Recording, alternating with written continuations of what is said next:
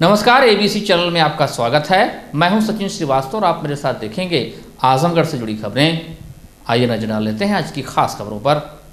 खबर के प्रायोजक हैं Niswa inter college Paharpur Azamgarh. Admission open, nursery to class 12। खुशखबरी, विद्यालय को मिली 7 विषयों की मान्यता। Life style furniture, Belnadi Azamgarh. सभी प्रकार के फर्नीचर एवं इलेक्ट्रॉनिक सामानों की भरपूर रेंज उपलब्ध। Paradise international school Hirapatti Azamgarh. Admission open, play group to class 10 CBSE pattern. Pind Balluchi express restaurant near नगरपालिका चौराहा, civil line, Bandha road Azamgarh. Sarvodaya public school Harbanspur Azamgarh. Admission open. 9वें अंतर्राष्ट्रीय योग दिवस के अवसर पर बुधवार को जनपद में शहर से लेकर ग्रामीण क्षेत्रों में योग दिवस की धूम देखने को मिली। जगह जगह कार्यक्रम का आयोजन करके लाखों लोगों ने योग करके खुद को निरोग रखने का संकल्प लिया। जिला मुख्यालय स्थित स्थानीय सुखदेव पहलवान स्पोर्ट्स स्टेडियम में 9वां अंतर्राष्ट्रीय योग दिवस पर सांसद दिनेश लाल यादव निरहुआ, मंडलायुक्त मनीष चौहान, जिलाधिकारी विशाल भारद्वाज, एडीएम प्रशासन अनिल कुमार मिश्र, एडीएम वित्त एवं राजस्व Azad Bhagat Singh, SDM Gyanchand Gupta, CMO doctor IN Tiwari सहित जनपद के अधिकारियों, राजनेताओं, सामाजिक संगठन से जुड़े लोगों और बड़ी संख्या में महिलाओं ने योग प्रशिक्षक की देखरेख में योगाभ्यास किया।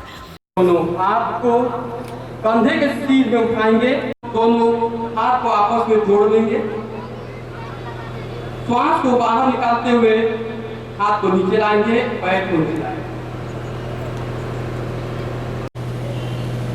हथेलियों को आपस में जोड़ लेंगे। यह स्थिति वृक्षासन की कहलाती है। बच्चों की लंबाई बढ़ाने के लिए, बॉडी के संतुलन के लिए सबसे महत्वपूर्ण आसन। आपको नीचे करेंगे। अब हम करेंगे सिर को और अपने वक्ष को अपने नाभि पर उठाएंगे। यह स्थिति भुजंग आसन की कहलाती है। कमर दर्द के सबसे महत्वपूर्ण आसन। श्वास को बाहर निकालते हुए माथे को जमीन पर लगाएंगे। एक बार पुनः करेंगे। इस अवसर पर मंडलायुक्त मनीष चौहान ने लोगों को योग दिवस की शुभकामनाएं देते हुए कहा कि योग हमें नियमित करना चाहिए जिससे कि हम स्वस्थ रहें। बीजेपी सांसद दिनेश लाल यादव निरहुआ ने कहा कि योग भारत के कल्चर के लिए बहुत बड़ी उपलब्धि है। भारत का योग आज अंतर्राष्ट्रीय योग दिवस के रूप में मनाया जा रहा है। समाजवादी पार्टी के सांसद शफीकुर रहमान वर्ग के योग दिवस के विरोध पर सांसद निरहुआ ने कहा कि योग का मतलब होता है जोड़। योग हमारे शरीर को आत्मा से जोड़ता है, इसका विरोध करना गलत है। अंतर्राष्ट्रीय योग दिवस के संबंध में यहाँ स्टेडियम में कार्यक्रम का आयोजन किया गया और सभी लोगों ने इसमें बढ़ चढ़कर हिस्सा लिया है। और योग हम सभी लोगों को अपनाना चाहिए जिससे हम लोग स्वस्थ रहें और दैनिक रूप से सभी लोगों को नियमित रूप से करना चाहिए। मैं सभी लोगों को आज के योग दिवस की शुभकामनाएं देता हूँ। दिनेश जी, आज अंतर्राष्ट्रीय योग दिवस है, क्या कहेंगे? बहुत ही भव्य कार्यक्रम है ये और अंतर्राष्ट्रीय योग दिवस हमारे भारत के लिए और हमारे भारत का जो कल्चर है उसके लिए एक बहुत बड़ी उपलब्धि है कि भारत का योग जो है वो अंतर्राष्ट्रीय योग दिवस के रूप में मनाया जा रहा है। पूरे दुनिया में लोग इसको मना रहे हैं और आजमगढ़ में बड़े भव्य तरीके से मनाया जा रहा है और हम लोग भी यहाँ शामिल होने का हमको भी सौभाग्य मिला। तो आज बहुत शानदार कार्यक्रम रहा ये। कुछ लोग संकीर्ण मानसिकता के हैं, अभी भी योग का विरोध कर रहे हैं। समाजवादी पार्टी के सांसद हैं शफीकुर रहमान वर्ग, उनका कहना है कि मदरसों में योग नहीं होना चाहिए, हमारे धर्म के खिलाफ है। क्या? नहीं, ऐसा नहीं है। योग तो क्या है, योग का मतलब होता है जोड़। योग का अगर शाब्दिक अर्थ भी देखें तो वो जोड़ से है। आत्मा को शरीर से अगर आप जोड़ना सीख गए तो वही योग है। पूरी दुनिया ने अपनाया है, पूरी दुनिया ने माना है और इसका विरोध करना कोई मतलब नहीं है। और इससे एक तो आप स्वस्थ रहते हैं और दूसरी बात कि जब आपका शरीर स्वस्थ होता है तो ही आप अच्छा काम कर पाते हैं जीवन में। तो मुझे लगता है कि हर किसी को योग अपनाना चाहिए। पूरी दुनिया 2024 के लोकसभा चुनाव में आजमगढ़ लोकसभा सीट से समाजवादी पार्टी के राष्ट्रीय महासचिव शिवपाल यादव के चुनाव लड़ने के संकेत के बीच वर्तमान सांसद दिनेश लाल यादव निरहुआ ने शिवपाल यादव को चुनौती दी है। उनका कहना है कि मैं छोटे मोटे नेता से चुनाव लड़ना ही नहीं चाहता। उन्होंने कहा कि मैं अपना काम छोड़कर आजमगढ़ की जनता की सेवा में लगा हूं, तो छोटे मोटे नेता से लड़ने के लिए नहीं। कहा कि समाजवादी पार्टी के राष्ट्रीय अध्यक्ष अखिलेश यादव को जनता ने मौका दिया और 3 साल सांसद रहे, वो कुछ नहीं कर पाए तो शिवपाल जी क्या कर पाएंगे। कहा कि हमने 1 साल के कार्यकाल में काम करके दिखाया। शिवपाल जी भी जनता को भ्रमित नहीं कर पाएंगे क्योंकि जनता जानती है कि जब राष्ट्रीय अध्यक्ष कुछ नहीं कर पाए तो ये क्या कर लेंगे। आजमगढ़ में स्वास्थ्य विभाग की लापरवाही से 20 लोगों की हीट स्ट्रोक से मौत होने के सवाल पर सांसद ने कहा कि 22 जून को स्वास्थ्य मंत्री ब्रजेश पाठक आजमगढ़ आ रहे हैं। स्वास्थ्य व्यवस्था की बदहाली के संबंध में उनसे शिकायत दर्ज कराई जाएगी।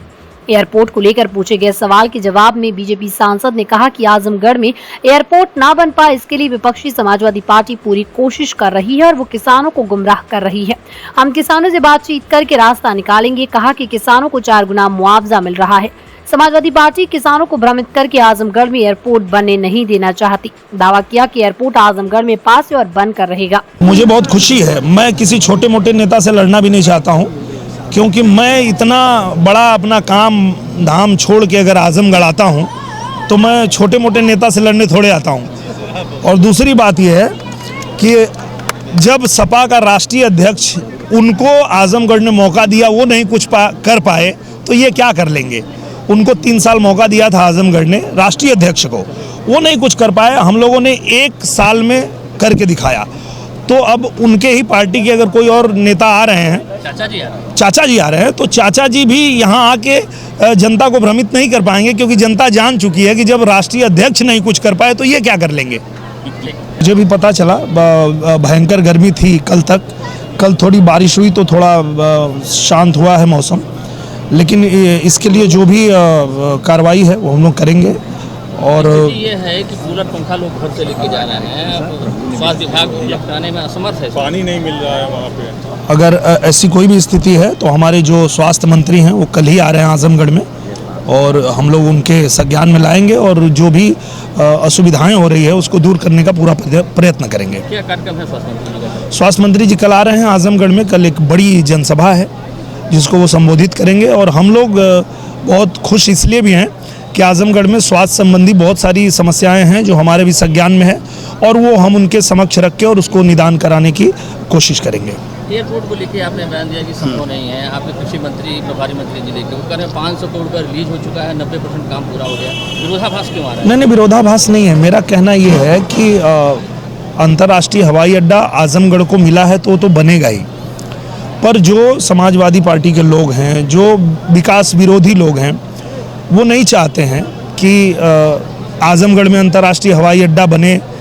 तो उनकी मानसिकता ये है कि अगर यहाँ अंतर्राष्ट्रीय हवाई अड्डा बन गया तो बीजेपी की जय जयकार होगी, मोदी जी की जय जयकार होगी कि आजमगढ़ में बन गया। पर मैं आपको बताता हूँ कि मैं जब अभी आजमगढ़ आ रहा था मुंबई से, पहले मैं लंदन से मुंबई आया, मुंबई से फिर यहाँ आया, तो मैं आपको ये बता सकता हूँ कि उसमें आधी जो सवारी थी वो आजमगढ़ की थी। हर व्यक्ति आता था, फोटो निकालता था और ये कहता भैया मेरा घर आजमगढ़ है, भैया मेरा घर आजमगढ़ है। तो मुझे और भी ऐसा लगा कि ये लोग जो बनारस उतर के आजमगढ़ जा रहे हैं उनको तो डायरेक्ट आजमगढ़ ही उतरना चाहिए। तो आजमगढ़ को हवाई अड्डा मिला अंतर्राष्ट्रीय, तो वो तो बनेगा, उसको कोई रोक नहीं पाएगा। हाँ, ये लोग जो किसानों को भड़का के, उनको जो है गुमराह करके वहाँ रोकने का प्रयत्न कर रहे हैं, उनसे हम लोग बात करेंगे। क्योंकि जब 4 गुना पैसा किसी भी किसान को मिलेगा, मुझे ही मिल जाए तो मैं अपना घर दे दूं, मुझे मिल जाए मैं अपनी ज़मीन दे दूंगा, कि भाई 4 गुना पैसा बहुत बड़ी बात होती है ना कि एक किसान के लिए, कि अगर उसका 1 लाख का ज़मीन है और उसको 4 लाख मिल जाए तो 1 लाख में वो कहीं ज़मीन लेके बाकी 3 लाख से बहुत कुछ कर सकता है। तो ये तो किसान के लिए बहुत बड़ा अवसर है। पर ये जो समाजवादी पार्टी के लोग हैं जो चाहते ही नहीं हैं कि यहाँ बने, तो इसलिए वो लोग उनको भड़का के विरोध कर रहे हैं। पर उनसे हम लोग बात करके, और निश्चित रूप से बनेगा, इसमें कोई दो राय नहीं है। मैंने ये बात कही थी कि जो छोटी उड़ानें हैं वो लोग तैयार नहीं हो रहे हैं कि जब तक हवाई अड्डा पूरी तरह से बन के तैयार नहीं होगा हम छोटी उड़ान नहीं कर पाएंगे। तो मैंने वो कहा था कि उन्होंने मना किया है। बाकी हम बड़ा हवाई अड्डा बनवा के और यहाँ से मुंबई के लिए भी, दिल्ली के लिए भी और दुबई के लिए भी यहाँ से फ्लाइट उड़वाएंगे। नेपाल में बहुत पहले ही बैन हो जाने के बाद जब चिड़िया चुग गई खेत के बाद जागे विहिप की युवा शाखा बजरंग दल की आजमगढ़ इकाई ने बुधवार को हिंदी फीचर फिल्म आदिपुरुष पर बैन लगाए जाने को लेकर राष्ट्रपति को संबोधित ज्ञापन डीएम को सौंपे गए ज्ञापन में बजरंग दल के प्रांत सह संयोजक गौरव सिंह रघुवंशी ने बताया कि हिंदी फीचर फिल्म आदिपुरुष को देश भर के सिनेमाघरों में 16 जून से प्रदर्शित किया जा रहा है। ये फिल्म हिंदू धर्म ग्रंथ रामायण पर आधारित है। कतिपय इसके कथानक व नाट्य रूपांतरण जानबूझकर हिंदू समाज की भावनाओं को ठेस पहुंचाने की नियत से बनाए गए। साथ ही साथ ऐतिहासिक व पौराणिक तथ्यों के साथ अनावश्यक रूप से छेड़छाड़ की गई। फिल्म में दिखाए गए अनेक दृश्य और डायलॉग रामायण के पात्रों की गरिमा के अनुरूप नहीं है, जिस कारण ये फिल्म सनातन समाज के साथ साथ भारतीय गौरव एवं उसकी अस्मिता को क्षति पहुंचा रही है। बजरंग दल की मांग है कि अति शीघ्र इस फिल्म के प्रदर्शन पर देश भर में रोक लगाई जाए, जिससे सनातन संस्कृति एवं भारतीय गौरव की विशाल परंपरा को ठेस पहुंचने से बचाया जा सके। आज हम लोगों ने आदि पुरुष मूवी को बैन लगाने के लिए महामहिम राष्ट्रपति जी को ज्ञापन सौंपा है और मांग कर रहे हैं कि यह फिल्म तत्काल प्रतिबंधित किया जाए देश भर में। अभी आपने देखा नेपाल में इसको प्रतिबंधित किया गया है और उसी तर्ज पर भारत में भी किया जाए, क्योंकि यह फिल्म पूर्ण रूप से योजनाबद्ध तरीके से हिंदू समाज की भावनाओं को आहत करने के लिए ही बनाई गई है। किसके फंड पर बनाया गया, कौन लोग इसमें शामिल हैं, इसकी भी जांच होनी चाहिए। रामायण 100 करोड़ हिंदुओं की आस्था का केंद्र है। राम हमारे लिए केवल व्यक्ति नहीं है, मर्यादा पुरुषोत्तम है। उनको आदि पुरुष बताया गया है। राम मर्यादा पुरुषोत्तम है, मर्यादा के पुरुष हैं। और रामायण पर किसी भी प्रकार की ओछी हरकत यह हिंदू समाज को कुठाराघात कर रही है, चोट पहुंचा रही है। और इस पर बजरंग दल पूरे देश में सक्रिय है और मांग कर रहा है सरकार से कि ऐसी फिल्मों पर प्रतिबंध लगाया जाए। और सेंसर बोर्ड पता नहीं क्या करता है, कैसे इन लोगों को मान्यता दे देता है, समझ में नहीं आता है।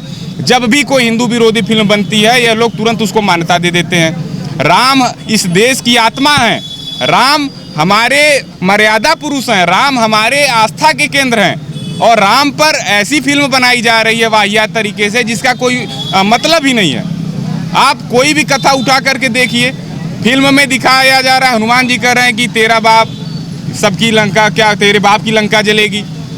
और उसमें ऐसे अनेकों सीन हैं। माता हनुमान जी सीता जी को अपनी जननी कहते हैं, माता कहते हैं रामचरितमानस में। और वहाँ कहा गया है कि हमारी बहन को जो छेड़ेगा उसको हम ऐसा कर देंगे। तो क्यों भाई रामायण के नाम पर ही क्यों आधुनिकता परोस रहे को लेकर भोजपुरी फिल्मों के सुपरस्टार व सांसद दिनेश लाल यादव निरहुआ ने भी फिल्म को बैन किए जाने की मांग के प्रति हिंदू संगठनों की मांग को सही ठहराया। देखिए, मुझे लगता है कि रामायण जो है वो हिंदू धर्म का सबसे बड़ा महाग्रंथ है और उसमें जो भी शिक्षा हम लोगों को मिलती है उसको थोड़ा वो लोग बड़ा गलत तरीके से फिल्माए हैं और वो ठीक नहीं है। क्योंकि रामायण ये शिक्षा देती है कि एक आदर्श बेटा कैसा होता है, एक आदर्श भाई कैसा होता है, एक आदर्श पत्नी कैसी होती है, एक आदर्श दुश्मन कैसा होता है। अगर रावण दुश्मनी भी किया तो आदर्श दुश्मनी किया। सीता मैया को अपहरण करने के बाद उनको टच तक नहीं किया। तो आदर्श सिखाता है हमारा रामायण और उसको इस तरह से अगर कोई प्रेजेंट करता है तो विरोध तो होना ही है। बिल्कुल बैन करना चाहिए, ये एकदम गलत है। और हमारा रामायण बच्चा मेरा बेटा कल फिल्म देखा और मुझसे कहा कि पापा गलती से भी मत देखिएगा, हमारे रामायण को इतने बेहुदा तरीके से कोई प्रेजेंट नहीं कर सकता है जितना इसने किया है, तो आप गलती से मत देखिएगा, मेरे बेटे ने कहा। लेकिन भाजपा शासित मुख्यमंत्री तो कह रहे हैं कि देखना चाहिए, बहुत अच्छी फिल्म बनी है। योगी जी भी कह रहे हैं नहीं, वो नहीं देखे होंगे, इसलिए उन्होंने कहा होगा कि चूंकि रामायण पे बनी है और रामायण की बात जहाँ भी होती है, राम चर्चा जहाँ भी होती है, वो तो हम सब कहते हैं कि आप जाइए, मर्यादा पुरुषोत्तम भगवान राम की बात हो रही है तो आप जाइए, हम लोग बात करते हैं। पर फिल्म अगर कोई देख लेगा तो वो यही कहेगा कि मत देखिए। ये बहुत गलत तरीके से हमारे महाग्रंथ को युवा पीढ़ी के सामने रखने की कोशिश की गई है, जो बहुत गलत है। उत्तर प्रदेशीय बरनवाल वैश्य सभा के तत्वाधान में आज एक प्रेस वार्ता की गई, जिसमें उत्तर प्रदेशीय बरनवाल वैश्य सभा के प्रदेश अध्यक्ष श्रीकांत बरनवाल, प्रदेश महामंत्री रविंद्र बरनवाल, संगठन मंत्री विनय बरनवाल उपस्थित रहे। प्रदेश अध्यक्ष ने बताया कि हमारे बरनवाल समाज के प्रवर्तक महाराजा अहिबरन जी की जयंती प्रतिवर्ष 26 दिसंबर को धूमधाम से मनाई जाती है, परंतु इस वर्ष महाराजा जी की जयंती आगामी 26 दिसंबर 2023 को बरनवाल समाज के उद्गम स्थल बुलंदशहर यानी बरन नगर में मनाई जाएगी, जिसमें पूरे भारत देश से बरनवाल समाज के लोग उपस्थित रहेंगे। मुख्यमंत्री योगी आदित्यनाथ जी को भी आमंत्रित किया जाएगा। इस कार्यक्रम का मुख्य उद्देश्य अपने समाज के लोगों को उनके विभिन्न क्षेत्रों में योगदान के लिए प्रोत्साहित करना और उनका सम्मान करना होगा। हम निवेदन करेंगे कि हमारी धरोहर अब बुलंदशहर के नाम से जानी जाती है, उसे पूर्व की भांति बरन नगर नाम दिया जाए, जिससे हमारे समाज की प्रतिष्ठा और बढ़े तथा महाराज जी की एक आदम कद प्रतिमा बरन नगर बुलंदशहर में स्थापित की जाए। 25 दिसंबर को एक भव्य शोभा यात्रा बुलंदशहर में निकाली जाएगी तथा 26 दिसंबर को वृहद कार्यक्रम होगी जिसमें बच्चे भी अपनी प्रतिभा दिखाएंगे। इस कार्यक्रम में पूरे भारतवर्ष से हजारों की संख्या में लोगों को आने की अपील की जाती है तथा सभी स्थानीय समितियों से भी सहयोग की अपेक्षा की जाती है। उद्देश्य एक समाज को मतलब एकजुटता प्रदान करना और समाज के जो मतलब लोग हैं मतलब जिनके जो संगठन कमज़ोर हो रहा है उस संगठन को एक साथ करना और इसके लिए प्रशासन से शासन से भी उम्मीद करते हैं कि मतलब शासन हमारी बात करेगा इसके लिए। समाज के लिए और क्या किए जाने की जरूरत है जो संगठन आपका कर रहा है, जैसे शिक्षा है, स्वास्थ्य है, जैसा कि जो कार्यक्रम हम आयोजित कर रहे हैं वहाँ पर उस कार्यक्रम में 25 दिसंबर 2023 को एक वहाँ पर रोड शो होगा, शोभा यात्रा निकलेगी। वहाँ पर विभिन्न प्रांतों के बिहार, झारखंड, पश्चिम बंगाल, दिल्ली, बेंगलोर सारे प्रांतों से वहाँ पर अध्यक्ष मंत्री वहाँ के उपस्थित होंगे और एक संख्या अच्छी होगी। उस संख्या के साथ हम पूरे बुलंदशहर में रोड शो करेंगे और उसी दिन सांस्कृतिक शाम को टाइम में एक सामाजिक कार्यक्रम होगा। उसमें हमारे जो साहित्यकार हैं, जो हमारे पुरानी जो प्रतिभाएं हमारी हैं, उनको सम्मानित किया जाएगा, उनके विचारों को सुना जाएगा, उनके विचारों का लाभ उठाया जाएगा और व्यवस्थित किया जाएगा कि भविष्य में उन विचारों का, उन प्रतिभाओं का हम लाभ ले सकें और उन प्रतिभाओं को आगे बढ़ा सकें।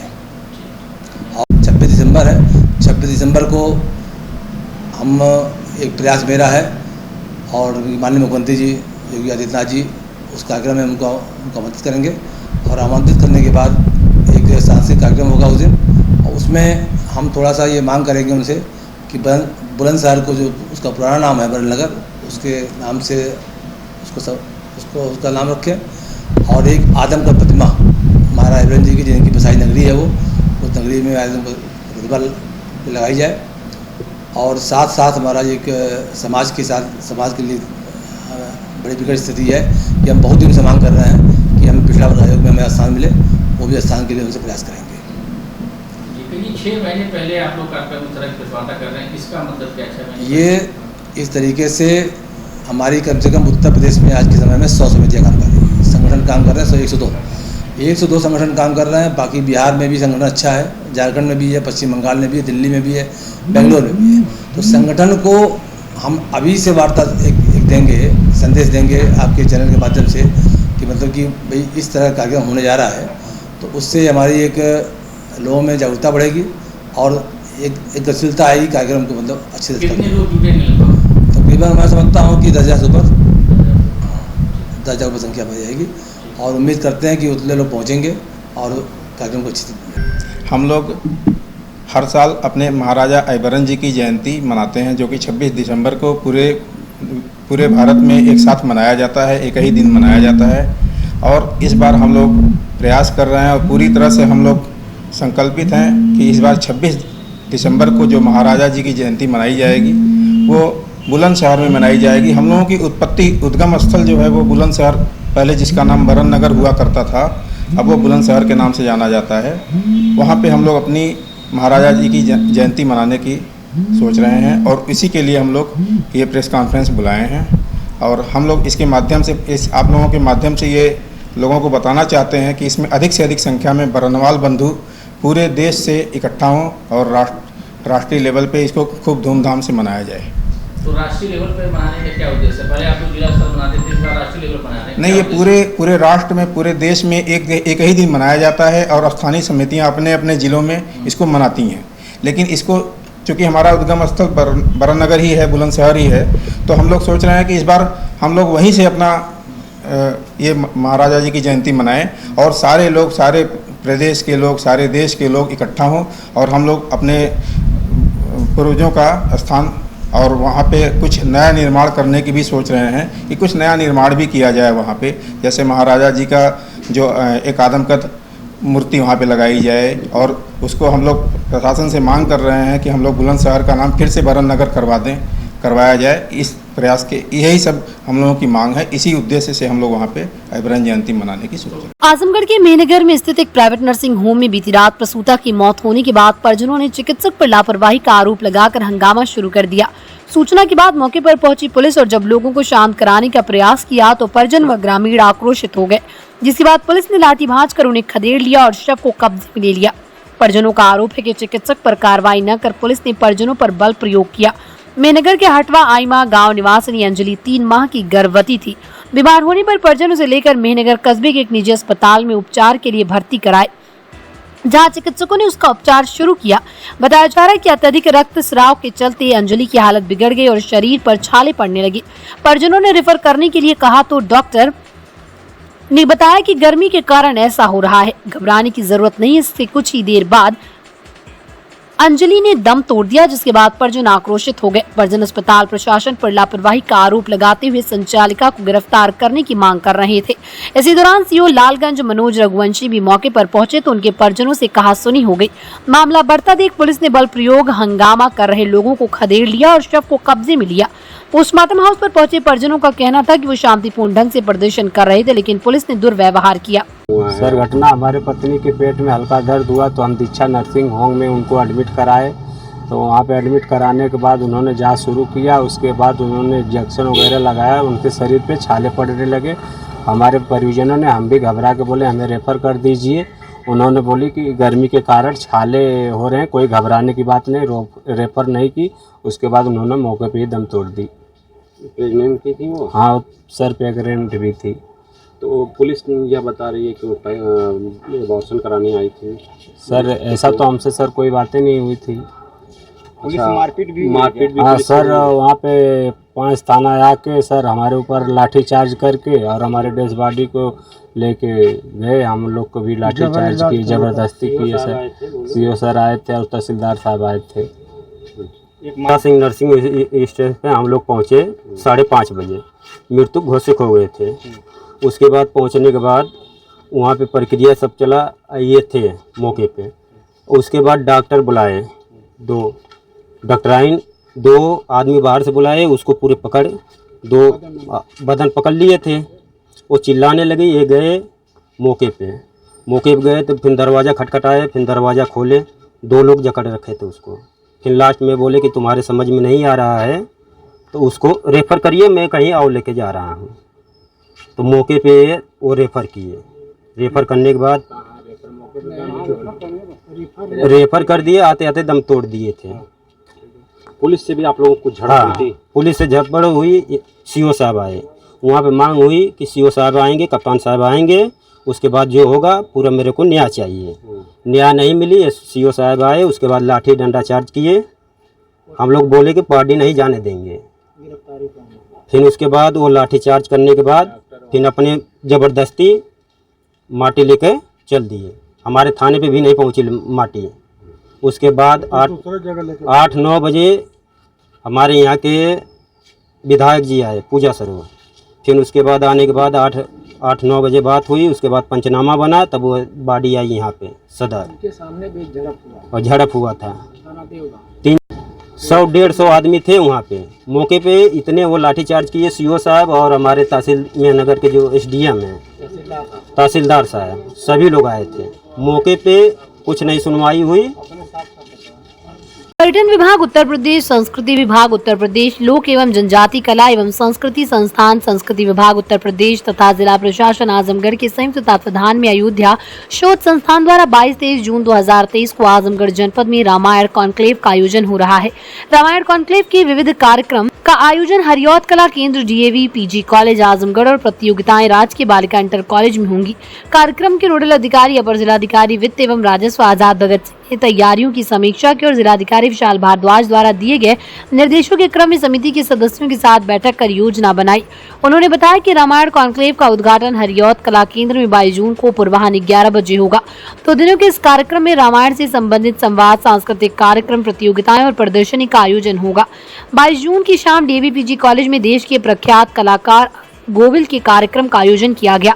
रामायण कॉन्क्लेव के मुख्य अतिथि सांसद दिनेश लाल यादव निरहुआ है। इसके साथ ही विशिष्ट अतिथि के रूप में रामायण सर्किट नई दिल्ली के अध्यक्ष राम अवतार शर्मा, प्रख्यात कथावाचक आचार्य शांतजी महाराज को आमंत्रित किया गया। हरियौत कला केंद्र में 22 जून को प्रख्यात आल्हा सम्राट फौजदार सिंह की प्रस्तुति से सांस्कृतिक कार्यक्रमों की शुरुआत होगी। इसके साथ ही पारंपरिक परिधानों की प्रस्तुति होगी। 23 जून को हरियौध कला केंद्र में सुबह 11 बजे से कार्यक्रमों की शुरुआत होगी। विचारक राजर्षि गांगे हंस जी का उद्बोधन होगा। जनपद की रामलीला समितियों की झांकी की प्रस्तुति भी होगी। समापन सत्र में रामायण सर्किट के अध्यक्ष श्री राम अवतार शर्मा का व्याख्यान देंगे। जनपदवासी इस दिन विविध प्रकार के सांस्कृतिक कार्यक्रमों से आनंदित होंगे। कार्यक्रम के संयोजक लोक दायित्व के पवन कुमार सिंह ने कहा कि जनपद में रामायण कॉन्क्लेव का आयोजन गौरव की बात है। भगवान राम का संबंध इस जनपद से भी हो रहा है। इसी जनपद के उत्तरी भाग में प्रवाहित मूल सरयू नदी के दक्षिणी तट से होकर यज्ञ की रक्षा करने बक्सर गए थे। 22 और 23 तारीख को जनपद में रामायण कॉन्क्लेव का आयोजन हो रहा है। इसके जो अधिकांश कार्यक्रम हैं वो हरियौध कला केंद्र में आयोजित होंगे और 22 तारीख को शाम को 6 बजे से लेके रात को 9 बजे तक का एक कार्यक्रम DAV डिग्री कॉलेज में है, जिसमें अरुण गोविल जी भी आ रहे हैं और वो भी अपनी कोई प्रस्तुति उसमें देंगे। तो मेरा लोगों से अनुरोध रहेगा कि ज़्यादा से ज़्यादा संख्या में आए। 2 दिवसीय कार्यक्रम है, क्या क्या कार्यक्रम है? कार्यक्रम की रूपरेखा है, इसमें रामायण से संबंधित विषयों पर एक वाद विवाद का 10 मिनट का प्रोग्राम है और यहाँ के क्षेत्रीय लोगों का और कुछ लोगों का इसमें एक सांस्कृतिक कार्यक्रम भी है। उसकी एक रूपरेखा तय हुई है, उसको आज निमंत्रण पत्र में भी उसका पूरा विस्तृत। महामहिम राज्यपाल श्रीमती आनंदीबेन पटेल का 23 जून 2023 को जनपद में आगमन प्रस्तावित है। उक्त के दृष्टिगत मुख्य विकास अधिकारी श्री प्रकाश गुप्ता की अध्यक्षता में विकास भवन के सभागार में तैयारियों के संबंध में बैठक संपन्न हुई। मुख्य विकास अधिकारी ने बताया कि राज्यपाल महोदया का कार्यक्रम दिनांक 23 जून को कृषि महाविद्यालय कुटवा व सर्किट हाउस आजमगढ़ में होना है। इस अवसर पर मुख्य विकास अधिकारी द्वारा विभिन्न विभागों द्वारा संचालित केंद्रीय योजनाओं की समीक्षा की गई। मुख्य विकास अधिकारी ने जिला कार्यक्रम अधिकारी को निर्देश दिए कि जितने भी लाभार्थियों को प्रशस्ति पत्र व किट वितरित किया जाना है, उन सभी लाभार्थियों का परिचय पत्र एवं दानदाताओं के भी परिचय पत्र जारी करा दे। लाभार्थी निर्धारित वेशभूषा में रहेंगे। उन्होंने जिला कार्यक्रम अधिकारी को निर्देश दिया कि लाभार्थियों को जो भी किट वितरित किया जाना है, उस किट की सभी सामग्रियों को एक निर्धारित स्थान पर प्रदर्शित करा दे। इसी के साथ ही रंगोली, स्टैंडी, बैनर आदि की व्यवस्था पहले से ही करा ले। इसी के साथ ही मुख्य विकास अधिकारी ने जिला क्षय रोग अधिकारी को निर्देश दिए कि टीबी मरीज के परिजनों व दानदाताओं को किट व प्रशस्ति पत्र दिया जाना है, उन सभी का परिचय पत्र जारी करा दे। उन्होंने कहा कि निर्धारित मानक के अनुसार स्टैंडी एवं बैनर प्रदर्शित करा ले। मुख्य विकास अधिकारी ने सभी संबंधित अधिकारी को निर्देश दिए कि बैठक में निर्धारित समय से निर्धारित ड्रेस में पहुंचना सुनिश्चित करें। मुख्य विकास अधिकारी ने PWD XCN CD 2 महाराजा सुहेलदेव राज्य विश्वविद्यालय आजमगढ़ एवं कृषि महाविद्यालय के संबंधित अधिकारियों को निर्देश दिए कि कृषि महाविद्यालय कुटवा व सर्किट हाउस में होने वाली बैठक के संबंध में पहले से ही तैयारी कर ले। मुख्य विकास अधिकारी ने बैठक में प्रतिभाग करने वाले समस्त अधिकारियों को निर्देशित करते हुए कहा कि जिला विकास अधिकारी से समन्वय स्थापित कर समय से पहले पास बनवा ले। बैठक में जिला विकास अधिकारी संजय कुमार सिंह, परियोजना निदेशक अखिलेश तिवारी, मुख्य चिकित्सा अधिकारी डॉक्टर IN तिवारी सहित संबंधित अधिकारी उपस्थित रहे। अंतर्राष्ट्रीय योग दिवस जनपद में धूमधाम से मनाया गया। शहर से लेकर ग्रामीण क्षेत्रों में योग दिवस की धूम रही। जिलों के स्कूलों में भी अंतर्राष्ट्रीय योग दिवस पर योगाभ्यास कार्यक्रम का आयोजन किया गया। इसी क्रम में करतालपुर स्थित GT ग्लोबल स्कूल में नवा अंतर्राष्ट्रीय योग दिवस समारोह बड़े ही भव्य तरीके से मनाया गया। पतंजलि परिवार और विद्यालय के संयुक्त तत्वावधान में योग महोत्सव मनाया गया। कार्यक्रम का शुभारंभ मुख्य अतिथि के रूप में सूरज प्रकाश श्रीवास्तव, जिला महामंत्री भाजपा लालगंज आजमगढ़ एवं अंतर्राष्ट्रीय खिलाड़ी पेंचक सिलाट विद्यालय के निदेशिका स्वाति अग्रवाल, प्रबंधक गौरव अग्रवाल तथा प्रधानाचार्य मोनिका सारस्वत पांडे ने संयुक्त रूप से दीप प्रज्वलन कर किया।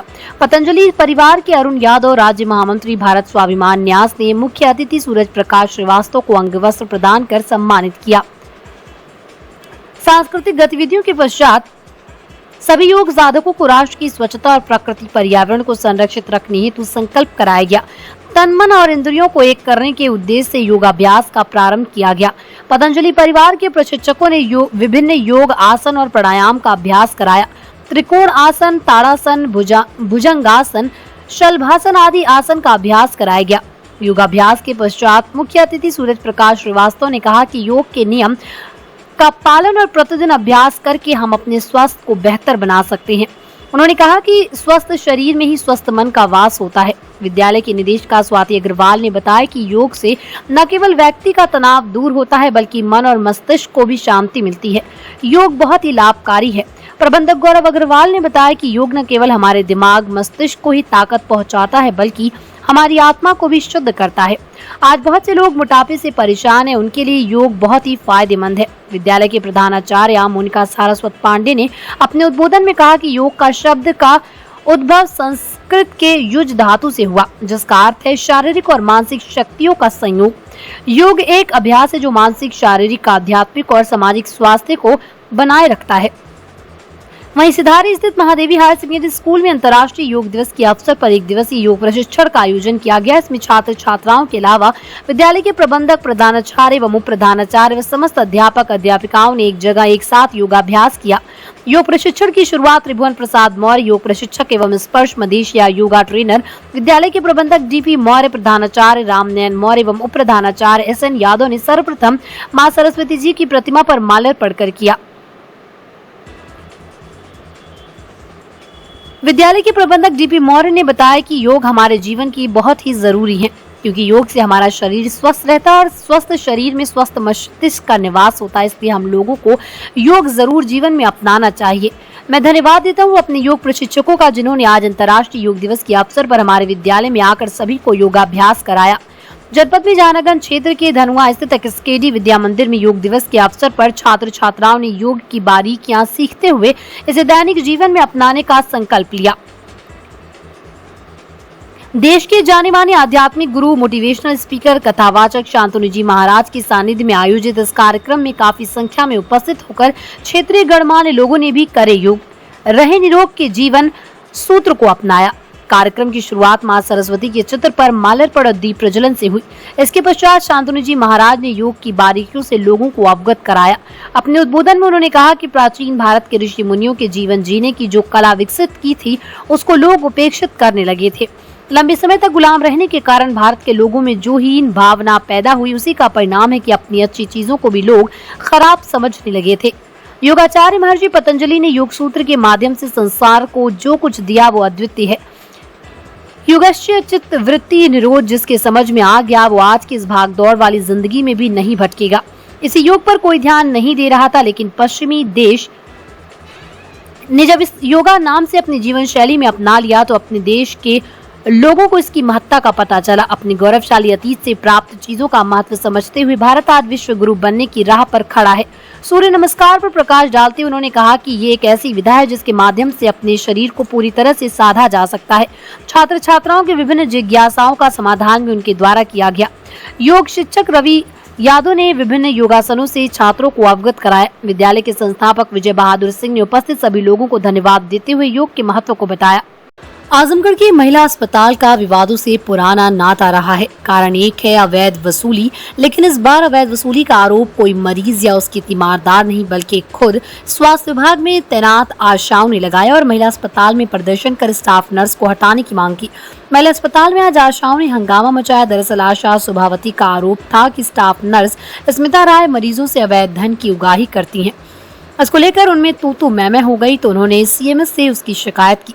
इधर स्टाफ नर्स स्मिता राय ने भी आशा सुभावती के खिलाफ CMS से शिकायत की। इसी को लेकर आशा आंदोलित हो गई और महिला अस्पताल में प्रदर्शन किया और स्टाफ नर्स स्मिता राय को हटाने की मांग की। उनका आरोप है कि जब भी कोई आशा मरीज को लेकर अस्पताल में आती है उनको वो डांटती है।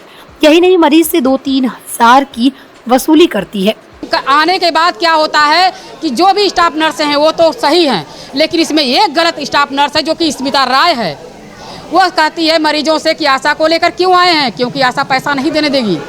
वो इसलिए कहती है कि आशा को दूर करो। दूसरी बात, आशा को बुलाकर कहती है कि तुम क्यों आई हो, भागो, तुम्हारा काम नहीं है, मेरा काम है डिलीवरी करवाना।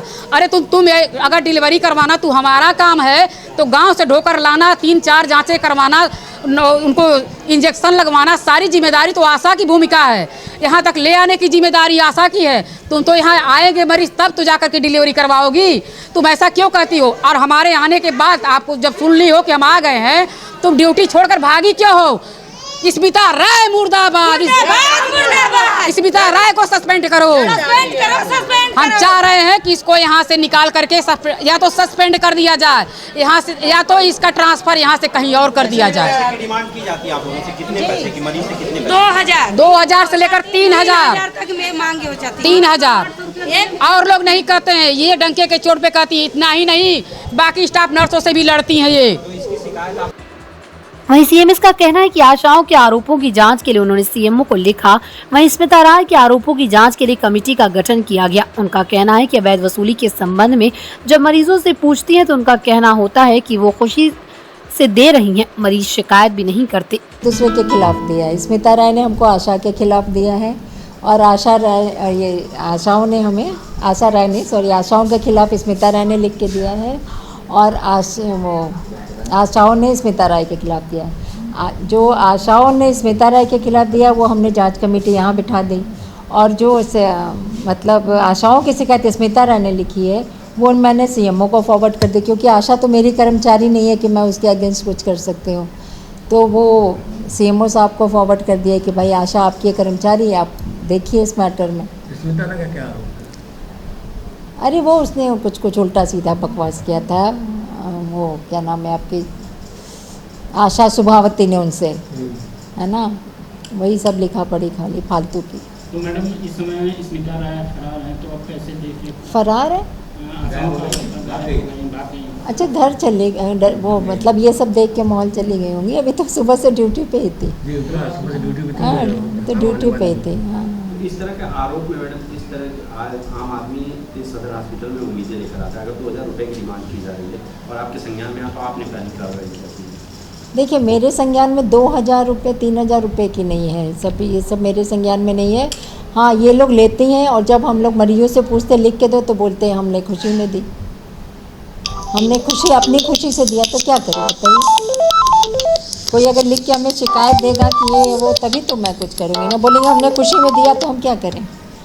Paradise international school Hirapatti Azamgarh admission open play group to class 10 CBSE pattern English medium school in-house developed digital learning platform, true digital smart school, well qualified teaching staff, well designed composite science lab, fully equipped computer lab, fully furnished library, edge per CBSE standards, outdoor and indoor play facility for overall development. Our branch Kids Paradise Fun of Learning Playgroup section of Paradise International School to 100 plus design activity kits and play zone for Kids Paradise Playgroup section. Life style furniture Belnadi Azamgarh, सभी प्रकार के furniture एवं electronic सामानों की भरपूर range उपलब्ध। हमारे यहाँ EMI की सुविधा 0% ब्याज पर उपलब्ध। इलेक्ट्रॉनिक सामानों में LED TV, refrigerator, washing machine, air conditioner, air cooler, deep freezer, water cooler, mixer, juicer, iron, fan और इंडक्शन। फर्नीचर के सामानों में बेड, सिंगारदान, अलमारी, सोफा, मेज, कुर्सी, रिवॉल्विंग चेयर, रैक, स्टूल, संडली, सीढ़ी, गद्दा इत्यादि। शादी विवाह की हो तैयारियां, ऑफिस और घर के लिए सामानों की करनी हो खरीदारी, पहुंचिए life style furniture Belnadi Azamgarh. देश का नामचीन रेस्टोरेंट पिंड बलूची एक्सप्रेस अब आपके शहर में नियर नगर पालिका चौराहा, civil line, Bandha road, Azamgarh. 11 राज्य के 18 शहरों में 62 रेस्टोरेंट्स, धूम मचाने के बाद 63वां रेस्टोरेंट आजमगढ़ में। पिंड बलूची एक्सप्रेस रेस्टोरेंट में आपको मिलेगा नॉर्थ इंडियन वेज और नॉन वेज की लजीज और जायकेदार डिशेस। रेस्टोरेंट में उत्तर भारत खासकर दिल्ली व पंजाबी स्टाइल के वेज नॉन वेज रेसिपी की विशेष सौगात। लजीज व्यंजनों के शौकीन आजमगढ़ वासियों को मिलेगा दाल मखनी, दही कबाब, ढाबा मटन, चिकन, अजवाइन का अनोखा स्वाद। आपके रेस्टोरेंट का नया पता पिंड बलूची एक्सप्रेस, नियर नगर पालिका चौराहा, civil line, Bandha road, Azamgarh. Niswa inter college Paharpur Azamgarh admission open class nursery to 12 Hindi and English medium, affiliated to UP board, excellent teaching method, conducting various competitions, co-curricular activities, ensure overall growth of your child, complete education with confidence, well-maintained computer lab, science lab, CCTV surveillance, ventilated classroom and safe compound, transport facility available, खुशखबरी विद्यालय को विज्ञान, commerce, गृह विज्ञान, शिक्षा शास्त्र, नागरिक शास्त्र, भूगोल तथा समाज शास्त्र विषयों की मिली मान्यता। लिमिटेड सीट्स, एडमिशन के लिए जल्दी करें। Sarvodaya public school near RTO office, Harbanspur, Azamgarh, affiliated to CBSE. Admission open for classes nursery to 9th and 11th. Dedicated, experienced and well qualified staff. Computer science from class 1st onwards. Playground with lush green campus. Yoga, art and craft, drawing, music, dance classes. Separate composite laboratories. Separate classes for girls. Well-stocked library. Hostel facility available. Free health checkup in Sarvodaya Hospital.